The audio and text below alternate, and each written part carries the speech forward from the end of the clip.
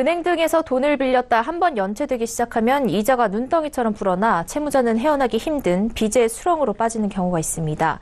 연체 시 가산되는 징벌적 성격의 금리가 가혹할 정도로 높기 때문입니다. 금융당국은 이 같은 빚의 악순환을 없애기 위해 금융회사들이 대출 연체자에게 징벌적 이자를 물릴 수 없도록 연체금리 산정 체계를 개편했습니다. 정홍규 기자입니다.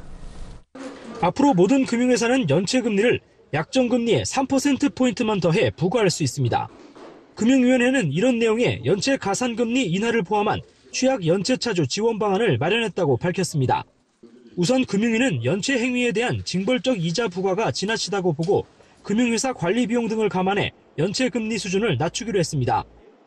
은행 등 금융회사는 연체가 발생할 경우 자금 회수 차질에 따른 자금 운용 기회 비용과 행정 절차 등에 따른 관리 비용 등 추가적인 비용이 발생합니다. 금융위에 따르면 이처럼 연체로 인해 금융회사에 추가로 발생하는 부담은 3%포인트 미만입니다.